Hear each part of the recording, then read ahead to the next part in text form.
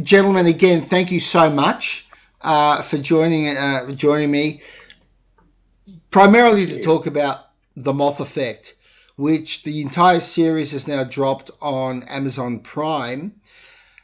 Just firstly, can you just tell me how it's gone so far and how you guys got this deal?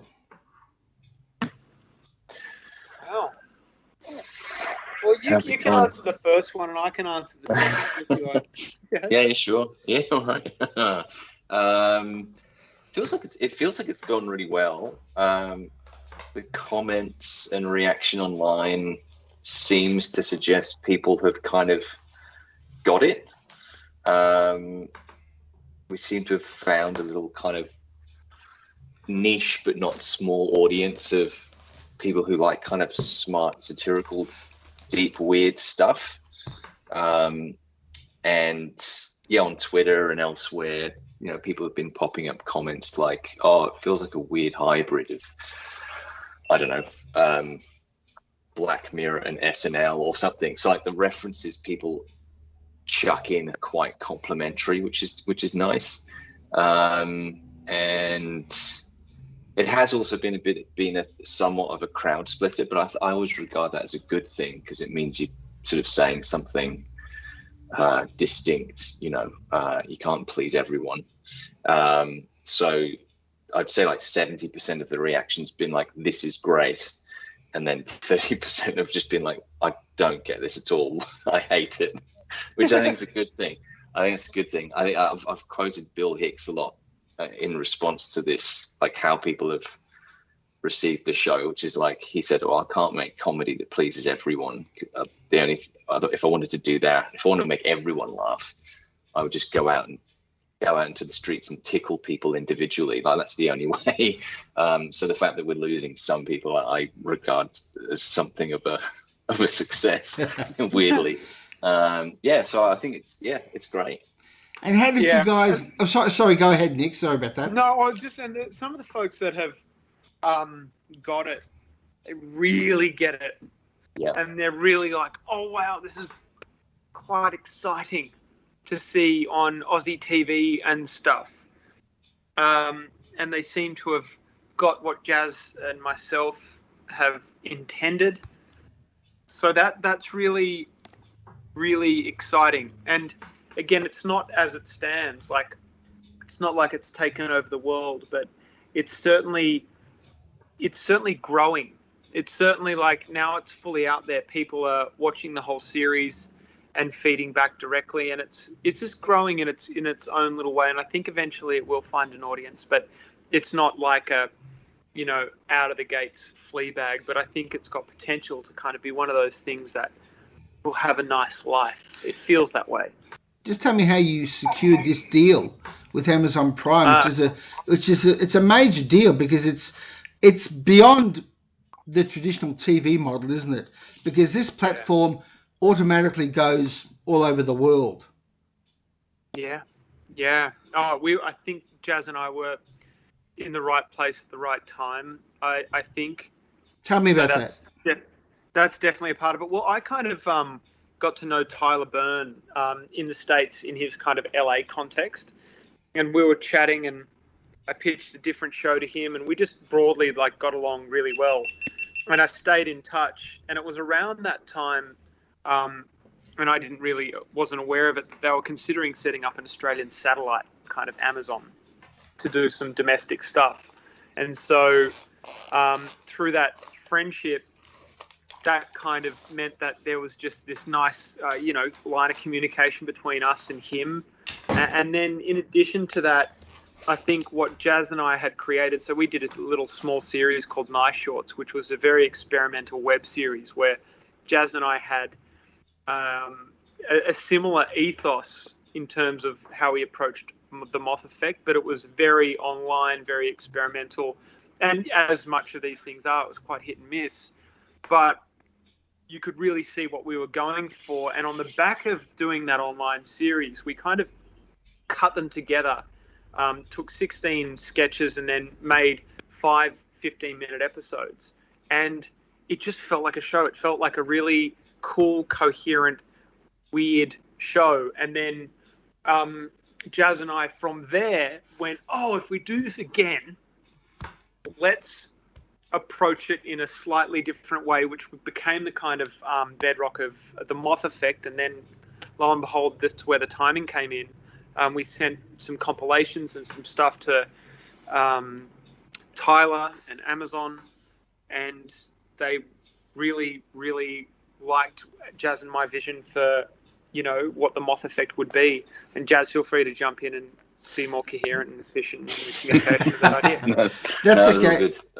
Let me ask this, because it says at the beginning of each show, created by you two guys. Now, obviously, that involves more than just you two guys saying, hey, let's do a sketch show. Tell me about the concept behind this sketch series. Before I key in with any observations, what were your general guiding principles? That's a lovely question. Well, I think Nick and I were keen to play in a satirical space that we both care about the world and want to use comedy to try and say something that matters to some extent. And I think at the moment, especially in Australia, but worldwide as well, the kind of reactive, kind of daily satirical comedy space is really well occupied and occupied by some really talented people. So we didn't really feel we could add much to that space, or what we would add it if we chose to play in that space. So we wanted to kind of go a bit broader and, I guess, deeper sort of issues that aren't affecting us this week, but are just affecting humanity broadly. I think Nice Shorts had a bit of that as well. Like, we had sketches that were kind of reactive, quote unquote, on a kind of yearly scale, not on a daily or a weekly one. So we just kind of wanted to, make satire that's of now, but over a longer stretch of time, and that taps into, kind of bigger and broader issues. And then also in amongst that, we wanted to have the freedom to be really silly as well and daft, and have some stuff in there that's completely inconsequential, so we didn't fry the audience's brain. So I think that was the guiding principle was just, what can we say that matters, over a long period of time? And it's also non-judgmental. I think that was another important thing we wanted to try and keep as one of our guardrails. Was like, I think Nick said this before, is like, we're anti-coal mining, but not anti-coal miner. And a few comments from people feeding back on the series have been quite nice in that regard. They've said, it feels like you're saying stuff, but it's not preachy, and it's not it's holier than thou, because there's a lot of it punches up, but you also punch yourselves quite a bit as well. I think that was quite important for us to point out. The fair degree of complicity that I think everyone has in certain world issues, which again, daily satire often doesn't cover, because it's fortunately got like a daily target to focus on, like a politician saying something daft, or a corruption scandal or whatever. By going broader, we were able to kind of prod humanity a bit more as well. So I think that was another guiding principle, was to sort of punch up and punch ourselves where possible. A phrase that's often come up in interviews with you guys is that you wanted to go beyond the news cycle, and I think that accounts for why so much of the stuff I don't think is going to date. You could watch this stuff, I reckon, in 10 years' time. For instance, the sketch about the farm where they breed politicians. It's kind of like, I mean, did you guys say, look, let's just do one, with political humor, let's just do one sketch that covers everything? And you could apply it to anyone. I mean, I love that sketch. It's so funny. And also the idea behind it is, let's not pick on a particular politician. Let's do them all in one go. Yeah. Yeah. I mean, that's uncanny, your recounting of how that sketch came about, because that's almost verbatim how we did. It was like, yeah, we don't want to do politics in every sketch. When Nick and I were kind of brainstorming that idea, an earlier iteration was, I think it came from the fact that a lot of our friends and comedians go to like clown school in France. And so there was an earlier version where it was like learning the role of politician as a kind of performance. And they're all getting trained at some like politician clown school. So we were kind of in the right area early on. And then it slowly morphed in as we chatted and riffed and improved it. So, yeah, breeding stable could be really interesting. And yeah, there's some nice lines in there that could be applied to anyone, like the bit where they're doing the media junket, and he says, "Look, what's important isn't what I've done. It's who was in power 13 years ago," which is like both sides always do that. Whoever's in power always blames whoever was previously in power. So it's a very bipartisan sketch, which is quite nice. One of the themes that does run through the show is the interaction people have with online culture. And you make, I think, some really lovely satirical jabs at short attention spans about hate culture in that sketch where you fault someone for trying to, give a shit about something a celebrity said 20 years ago or 30 years ago. That is a theme that does run through the show, just pecking at the shallowness, the stupidity, and the often imbecilic nature of online discourse. The QAnon sketch is just eternally funny. It's just brilliantly done. Can you just unpack that for us a little bit? Oh, great. Well, just on the online element, we are in a surreal time, truly, where it seems like anyone with an opinion almost gets equal standing in the online discourse. So you could have, a journalist making a comment about some systemic issue, but then they're quoting people on Twitter that have had 17 likes or retweets or however Twitter freaking works, and they kind of do a stream of like people who ratify that particular article's opinion, and I find that particularly flippin' odd. It's like everything gets equal weighting, and also the culture online, given the the distance we have between ourselves and what we're commenting on generally, the culture of the language and the dialogue is just so brutal and irrational. So yeah. I do find it weird that it does get equal weighting. Isn't that? It's just so bizarre. Yeah, I was nearly threw myself off a cliff yesterday when I saw that Nicki Minaj tweeted about some side. It's like, oh, I've got a cousin who lives really far away, who has a friend who got the jab or something, and now one of their balls is swollen. and now their marriage has fallen apart. I'm like, and everyone's talking about that, and it's on the news and everywhere. It's like a rapper giving health advice based on an anecdote of a friend of a cousin who lives in another state. And it's just like, where are we at? Like, this is just baffling. I yearn for the days when to make a comment on a news article, you had to write things down and walk to a post office. If Twitter was somehow enforced by like a pedometer, like pedometer enforced tweeting, like before you can hit send, to unlock the send button, you have to do 10,000 steps. I think Twitter would be a much better place. Because I can't be bothered sending the word cuck. That's not worth 10,000 steps. Yeah, it's stupid. It's a stupid place. Yeah, and also just on that Bond sketch, Jim, it's like, yeah. I am problematically addicted to my phone. It's a problem that I feel, and like an energy and an entity that I feel in myself that I'm absolutely addicted.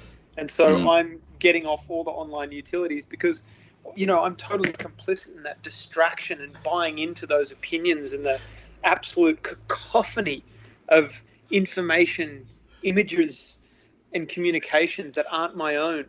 It's just so, or not of my own origination and own thought and as discernment. And it's just, we are in particularly intriguing times to that, and I think it deserves to be critiqued.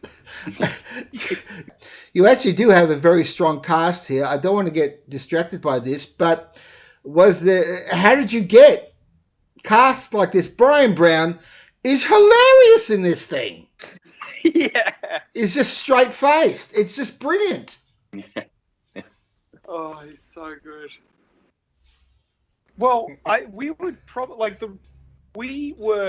the beneficiaries of the goodwill of Bunyip Productions, who have done such phenomenal stuff like Sweet Sweet Country and Mystery Road and High Ground, among other things. And so I think having Bunyip and also our EP, Sophia Zaccario, we were able to get a direct line to these phenomenal folks. And then I think we were able to back it up with coherent scripts and maybe kind of that lockdown blues that made these phenomenal artists want to throw us a bone. It's like, they're just trying. And then also there was this crazy talent pool in Australia because our early COVID approach attracted a lot of talent both back home and then a lot of productions here. So we did have really fortunate timing there. And thankfully, those folks didn't hate the scripts that we sent them. So that's cool. Guys, is it fair to describe Moth Effect as highbrow comedy? You got some lovely concepts running in there. It's not typical Australian lowbrow stuff. You've got a little bit of it in there, but it's very, idea driven. Funny as it is, there's a lot of thought that's obviously gone in to the show. What about the octogenerals, where you create a state of world peace by promoting old white men into positions of power, relying on their incompetence to basically rid the world of conflict. It's a great idea. But is it fair to describe the show generally as being highbrow comedy? I think ideas driven is pretty accurate. Yeah, I wonder, highbrow is an interesting word because it's like, I suppose the aspirations can be highbrow, but then you always hope that the execution sort of isn't, in a way. Like, I suppose highbrow, like in its truest sense, would be like giving a lecture at Oxford, right, or something, like, instead of actually and saying these things and saying, I'm worried about this, straight. Whereas you hope that, obviously saying that people are distracted by issues that aren't important is a highbrow or an ideas-driven concept and conversation we want to have. But a quiz show that is entirely based around poo isn't. Right. And where he has to consult with the voice of God for the correct answer is on a phone that is also a poo is not highbrow. So you kind of, I guess it's like, it's ideas driven, but hopefully wrapped in something daft and accessible, so that it ends up somewhere in the middle of like both smart and daft at the same time. Well, I guess was the hope. Yeah. I would say though, Jim. Yeah. You're kind of not wrong in a way. I had a really old mate of mine who's a real comedy fan, and he did text me after episode 5 saying, "Oh, I love this, I love that. By the way, would Amazon ever kind of benefit? Would they want a bit more lowbrow stuff? Asking for a friend." So I think Jazz and I did talk after the show. Fully went out and we had a few days, distance from it. We did start fawning over this show called The Chair. That is a Netflix show. Yes. It's really intelligent. Yep. And it's very intelligent, but then they chuck in some really clear slapstick stuff. And then we did discuss, like, could our show in the next iteration of whatever we do together, could it benefit from a bit more, let's say, lowbrow? And I think it possibly could, to be honest. I don't necessarily think it's highbrow, but maybe it is. Maybe it was. Or maybe it just needs a little bit more lowbrow, because I really enjoyed doing Time Night with Jazz, because it's Jazz's brainchild, and the joy that we had working on that and refining that and then performing that and then editing that. And that is about incest, a time paradox incest, which is known as timecest. It was so flipping enjoyable to do, and it was extremely lowbrow. So maybe 2.0 will have a bit more lowbrow. Can you tell me just a little bit about the writing process? Did a lot of work go into each sketch? Did you have a high volume of rejected scripts? Oh, good question. I think this show benefited from what I like to call Jazz Twemlow, who is just a stunning writer. Jazz and I are fortunate enough to really mind meld really well on concepts and have similar, say, the discipline and standards when it comes to landing on an idea and making sure it communicates. And then I do write, but Jazz has got the finish. He's got the can fucking write. So that our process just really had just great Jazz skills. And then, yeah, that's what I would say about that. And I would say that, Jazz, of course, because you wouldn't say that because you're you and you. I think the writing, the process was quite fun. Well, it was necessarily different as well, because we kind of, due to the current situation, didn't get heaps of like physical in the same space time, and so often a lot of the ideas and stuff would come from, like, Nick would call me on a bushwalk and I would be similarly like I'd just be strolling on a beach or something to just get some time away from, we have a kid at home who is in and out of daycare because of the same, pandemic concerns and stuff. And so Nick and I would either be calling us in like natural spaces or on walks or sometimes on runs simultaneously. That was interesting. Or WhatsApp audio notes would get sent between us. So it was very, like, I think possibly a lot of the ideas from the show benefited from the fact that we were often in an atypical writing environment, like quite sort of liminal natural spaces, which is quite interesting. We were able to kind of think about, we're just able to access like a slightly different, deeper space, I think, was quite interesting. But yeah, hopefully for season 2, we'll actually be allowed to be physically in each other's presence a bit more. But it was interesting. In terms of rejected ideas, like, got to say, Amazon were pretty excellent. Like, we would submit an idea, and if there was any kind of, say, they had any concerns about them, the quality of them, the capacity of them, and so on, if Jazz and I believed in them and we were able to, I guess, put a good argument forward, they would trust us as creators to kind of take responsibility for that. So they didn't have an agenda that we could discern, aside from making it good and making sure we as creators and writers were interrogating them well enough on some occasions. And for the likes of, say, Time Night, on the page, it's a page about, a guy who sleeps with his mum. So it's relatively base. And they pushed back on that idea quite early. But Jazz and I said, trust us, we think this is going to work. And they kept on pushing back, and they said, all right, you fought hard for it, go for it. And so that was so faith to us. Like, we were like, they trusted us. Now, you guys do make some really targeted, sharp observations about human behavior and, culture. You also, and that are quite progressive. You address a few issues in the show. You also make some really funny stabs at woke culture. It's a really interesting balance. Where do you guys stand on woke? Oh, I love that question, Jim. Personally, if I'm to be really broad, see, this is what happens. I'll say all the dumb words. Jazz will be more temperate and stoic, and then it'll make more sense. But what I will say is I find woke culture, I feel like their intentions are broadly good because it is a symptom of like awareness. Wait, things are wrong in the world. That's wrong. This, like, I really like that part of it because it is a symptom of awareness. But I feel like it can be,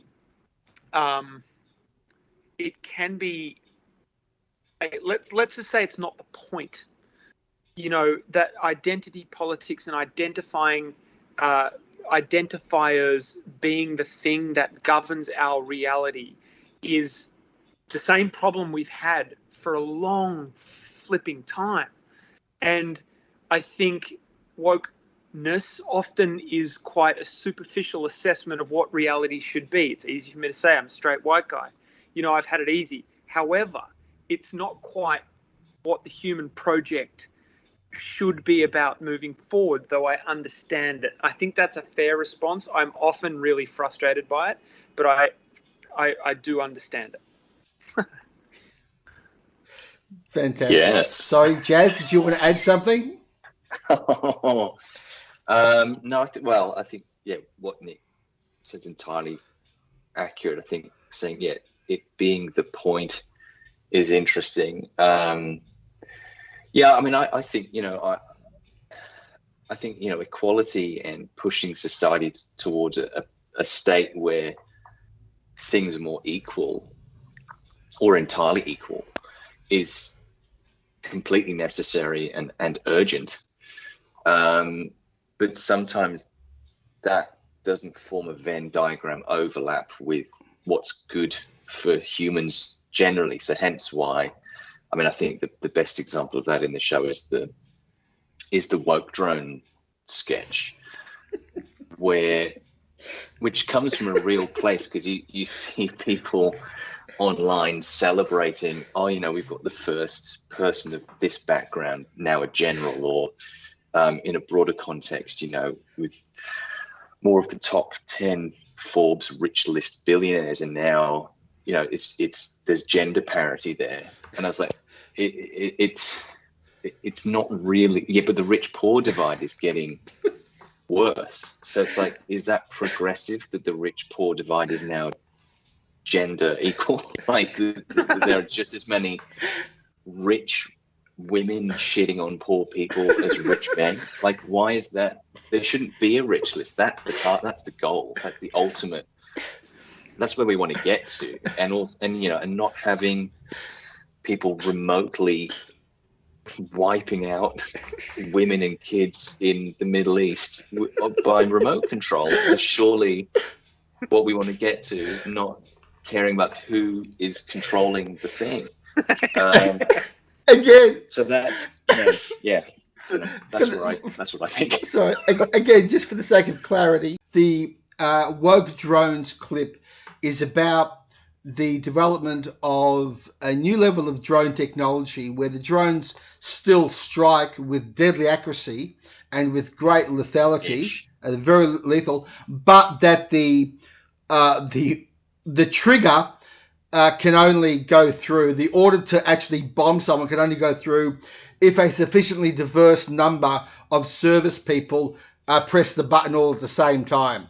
So you have a lovely diverse lovely diverse team of people actually sending the missile off to destroy people of various cultures and religions. It's a very fun sketch. So people of every race and gender description holding hands in pure love can operate the joystick that bombs people of a specific background. See again, you've got that sketch, and you've got woke cop. in the interrogation. You've got the woke cop. See, if you put those two, if you just watch those two sketches, you do think, what else do you need to say about woke? You could, you know, you could keep hammering the same nail. You keep hammering the same point, in very, very funny ways. But really, I don't think there's anything more that needs to be said in comedy about woke culture. It's so well. Yeah. Oh, I guess, would we classify, and this is a question, not a statement, would we classify wokeness as wisdom? And my answer would be, I don't necessarily think so.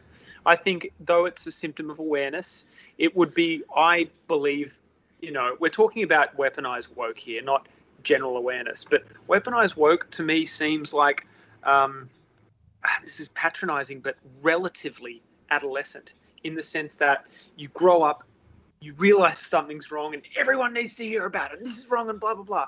Wisdom is temperance, taking into consideration maybe the spirit, not the skin, and just going deeper into concepts. So yeah, that could get me in trouble, I guess. Christ. This is fucking annoying either way. Yes, yes. I want to make a comment, but I also don't want to make a comment. It's kind of intriguing. It was interesting actually seeing the reaction to the trailer of the show as well. Early on, like a lot of people commenting, "Oh, this is just going to be some, lefty cultural Marxist latte sipping comedy again. It's going to be some man-hating show, some like really woke comedy or whatever." So I hope the show sort of surprised people a little bit of just punching in a few directions, because I would still regard it as a deeply progressive show, because obviously there's sketches about global warming and the environment. Episode 6 had stuff about First Nations Australians having their property and their land just detonated by the mineral extraction industry. So there's a lot of stuff going on in the show that I think's punching in the right direction. Let me make this just quick observation. The show is not what you feared, Jazz, because if it was, I would have lumped it in with a lot of other Australian comedy shows, because it's not. It's a point of distinction that you guys, I guess, unlike a lot of those involved in woke culture and the promotion of woke think, where the line is. Where, okay, we're being progressive. We have these concerns that we want to voice through comedy, but we know where the line is between funny and not funny, and preaching and hammering people over the head. You guys have a very intuitive sense, it strikes me, of stopping before you stop being funny, of just pushing it as long as it's funny. Like, for instance, the Jen and Berry ice cream company taking on the military-industrial complex as a theme for their company. Okay, you're making a point there about the industrial complex and the military-industrial complex, but it's all funny. It's all jokes. I mean, the AK-47 flavors, when she brings out that board to demonstrate what she's talking about, I fell off my chair. It's just, I mean, what can I say? Jazz, it's idea driven and it's funny shit. That's good. That's going on a poster. I did. Yeah. That is such a lovely appraisal of it. Yeah, that was so much fun. I got to say for that one as well, like when we got in the room, it was one of those concepts when we got in the room with Kate Box and Zoe Tarakis and Zoe Coombs-Marr, 96% of those magical puns and little moments of that scene were the fruits of those three. Really, like hundreds and thousands beat dead and banana and Guantanamo baked cheese and Hiroshima marshmallow, and like there's some of those doozies in there that those three just were firing off. Delightful. Kate Box, who was in Wentworth. She was also in a film called The Little Death. She just flies in this show. I think she's a real revelation. People who didn't know that she was this funny are going to have a real treat. She, I remember her, for that Jen and Barry sketch. I think that was the first sketch chronologically that we filmed with her. And just, I sitting in that room with Nick, Zoe and Kate, and just sort of suddenly realizing like there was a mild kind of lightning flash of panic up my spine into my brain of suddenly realizing just how good all of them were. But, just Kate being there in that character, conjuring some sort of hybrid of, I don't know, David Brent or characters from like, I don't know, a Spinal Tap movie, just this perfect improvisational, fully fledged character that on the page, I think, it made reference. There were a few references of like, CEO is a bit like this person and this person. But obviously that's easy to write. It's a whole other thing for an actress or an actor to see that and just detonate that with such perfect. It was amazing, and suddenly you feel yourself having to be much better because you're in the presence of someone who's just flying. It was exhilarating. It's inevitable that I have to ask you about your comedy influences, and while on the one hand Monty Python I think almost gets overquoted as a reference by comedians, you have a sketch there with the sea mine,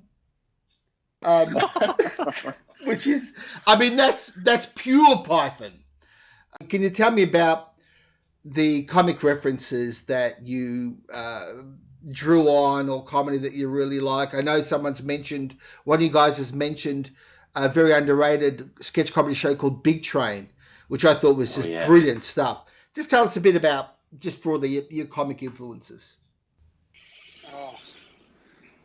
Do you want to go, Jazz? Like, I would say we talked about Monty Python because as I've got older and done a little bit of this stuff, it makes me appreciate Monty Python again and again and again, because they do, the Holy Grail, for example, they do make a comment about, royalty status and the arbitrary nature of all those things, whilst each scene just being A, hilarious, B, driven by character, and C, not even slightly serious or earnest, but really loyal to kind of the idea. So we'd cite that maybe as a reference, but maybe as a something that we would want to aspire to, or would just in absolute admiration of.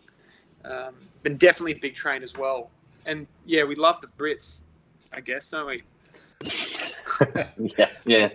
I think Python was probably a big one that we chatted about a lot. Just how do we combine, if we are going to talk about big ideas, how do we wrap them in enough silly to make it palatable? And that's obviously something they did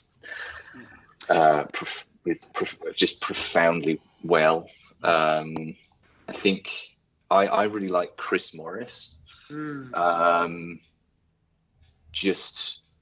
Anything by Chris Morris and Armando Iannucci were a huge part of my teens to uni days. I used to consume a lot of them, and again, they're not dissimilar in the sense that it's very different to Python, but they've found their own unique way of communicating really important ideas in the most absurd ways, like Brass Eye as a comment on media panic and sensationalism is just it's bitingly brilliant, but also completely absurd. Like saying that pedophiles have disguised themselves as a school. And then having a shot of the school following moving kid, just an actual whole school following a kid. I mean, you know, that is a show that could not be It's made today. Genius. But like, Mm. I watched Python again recently, and it is such a miracle. Most of the scenes also could absolutely exist as a sketch, and the life of Brian as well. Like each individual scene, I just think about them, and they are their own sketch in and amongst this pretty wonderful, complex, idiosyncratic narrative, and it's just a miracle. Like, Yeah. I just love it.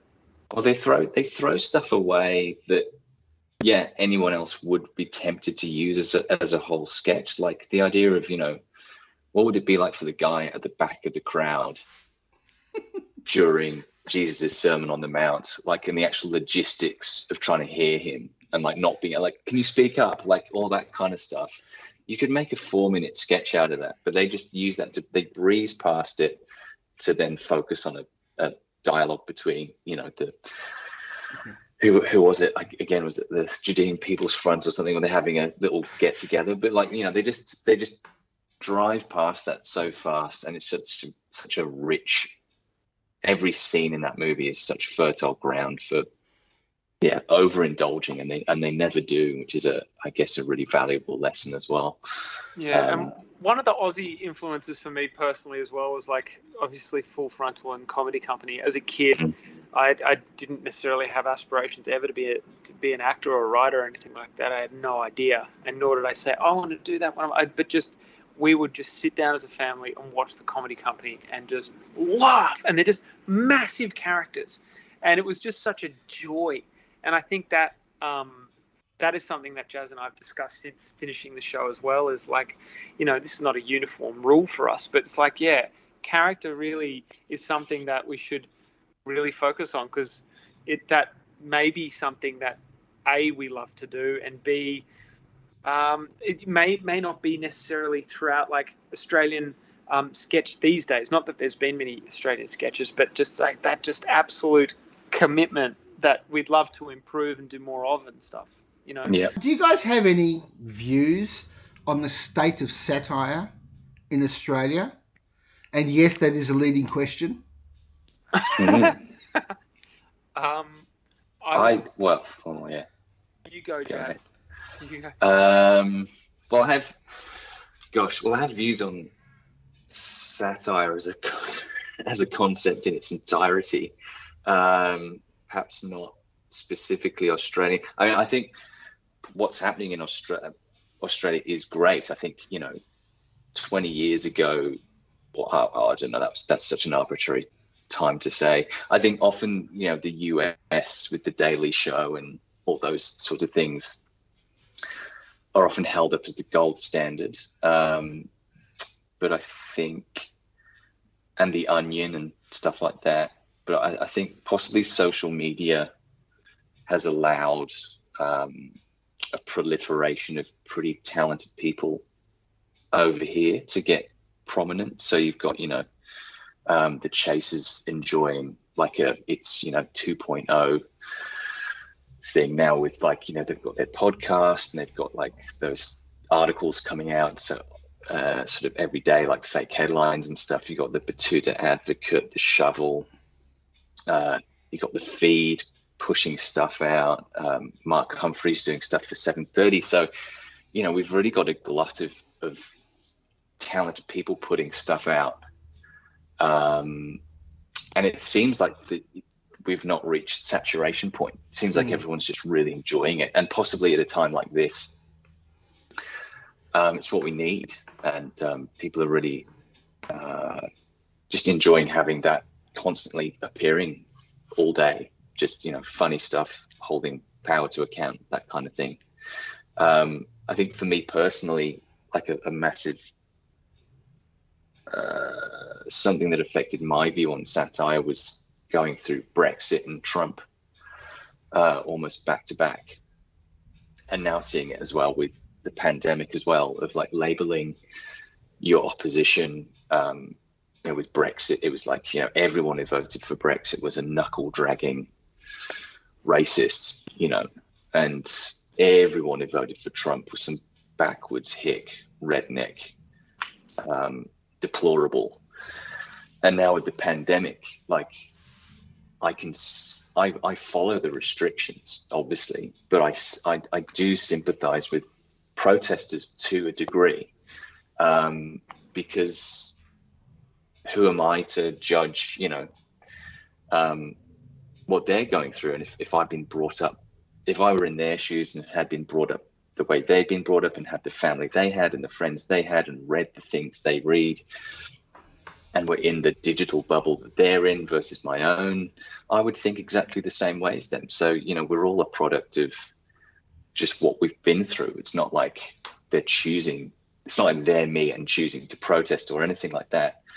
And I think comedy that plays in that space, that says, aren't these people idiots, and draws on that energy, I think that's a well that we shouldn't draw from, because ultimately it backfires and ultimately it doesn't succeed and nothing changes. There's a really good book by Jeff Sparrow called Trigger Warnings, and he mentions the birth of like savvy takedown culture during the Bush era, I think, and the rise of like, the Jon Stewart takedown and mocking people who voted for Bush is like,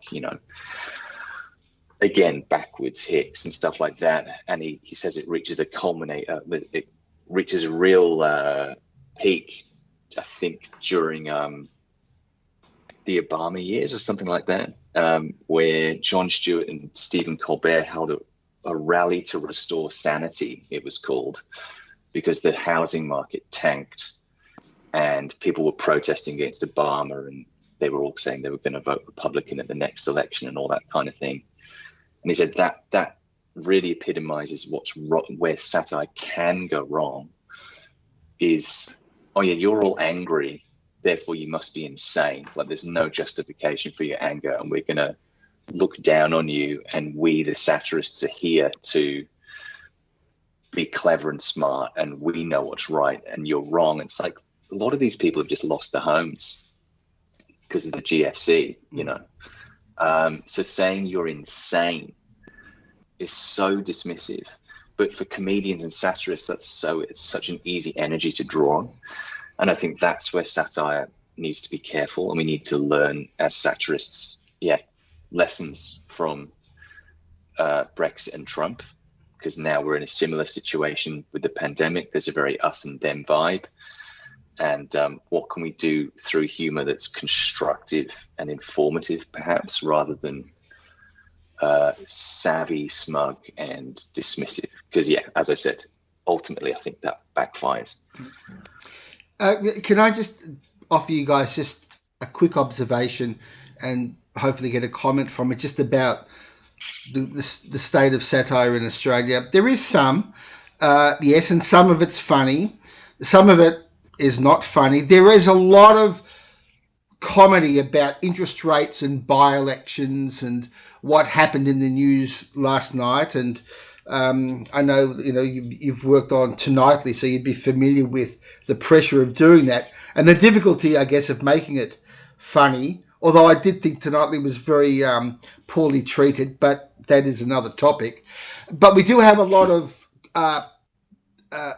comedy based on political commentary. We also have a lot of panel shows talking about this week's events. I mean, we're just stuffed full of them.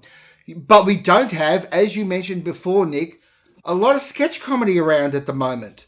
And it's, as you guys have shown with Moth Effect, it's through sketch comedy that you can really get in some great satire.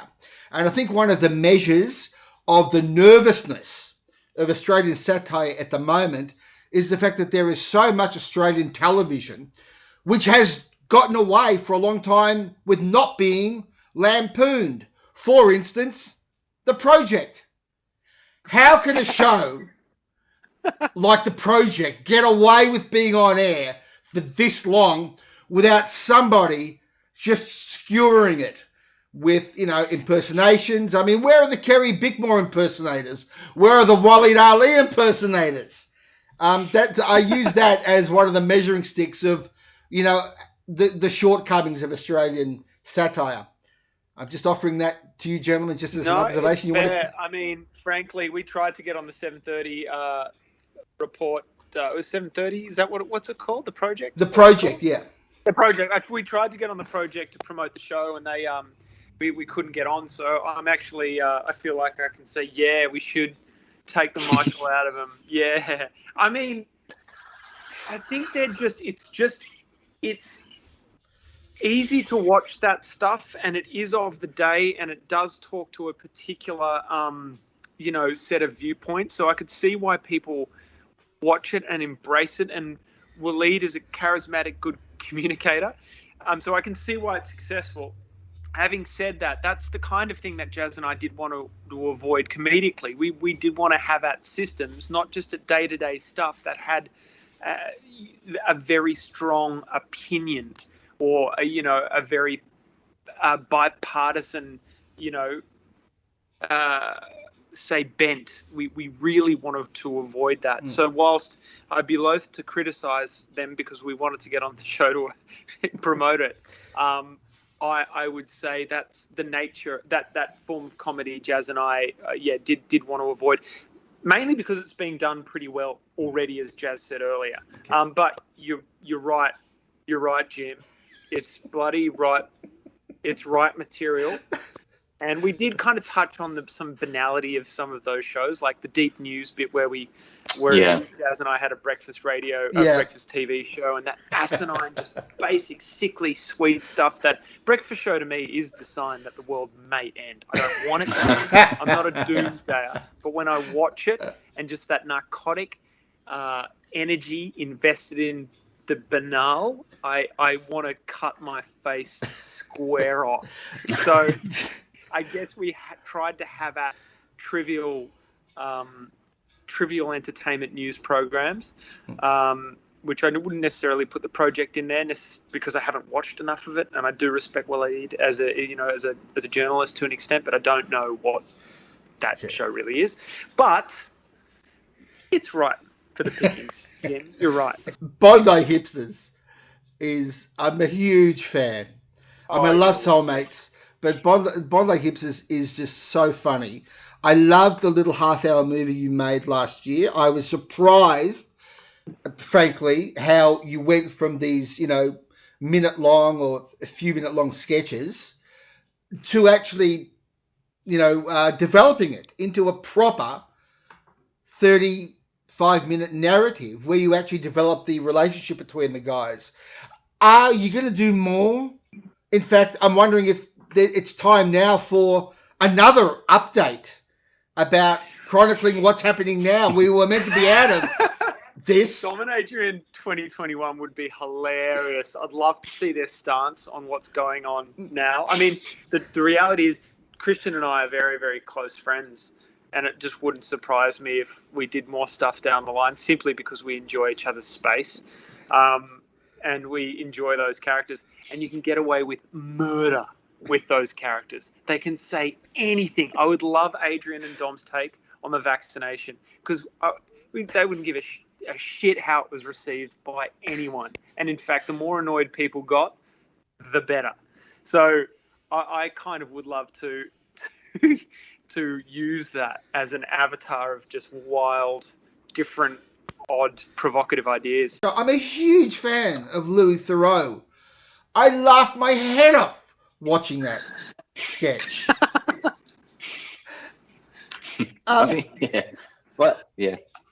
Sorry, Jazz, go ahead. Oh no, I was going to say, because I think I love Louis too, and I think there was something interesting in that sketch and that was actually, you asked about the writing process earlier. I think that was one of the hardest sketches to crack, because it started off as quite a kind of targeted at Louis sketch where it was all about him just trying to stitch up this cult by planting evidence and just trying to get the results he wanted. And then slowly we realized, as per a lot of the other sketches, that the target was actually more fitting if it was at least shared with the audience and the people who enjoy watching that stuff.